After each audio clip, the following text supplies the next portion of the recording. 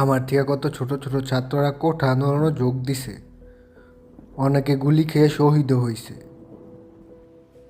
আমি অত ছাত্র আর কাপুরুষের মতো ঘরে বসে থাকবো না, আমিও ছাত্র আন্দোলনে যোগ দিব। হিরে আবদুল্লাহ, তুই কই যাস? বৈষম্য বিরোধী কোঠা আন্দোলনে।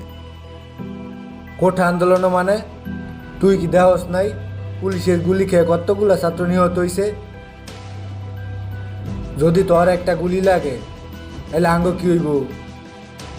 তুই আমগো একমাত্র বলা, যা বাড়ির যা, কোনো আন্দোলনে যাওয়ার দরকার নাই। আইসে আন্দোলনও যাইতো, সারা জীবন বাড়িতে বয়ে থাকতেন, তোরে দিয়ে কিচ্ছু হইতো না। দেখ তোর সমবয়সী আন্দোলন কইরা আজকে মন্ত্রী হয়ে গেছে, আর তুই সারা জীবন বাড়িতে থাকি। ঠিকই কইস, আমার দিয়ে কিচ্ছুই হইতো না। সারা জীবন যদি এইভাবে ঘরের মধ্যে আটকায় রাখো, কেমনি কি হইব আমার দিয়া?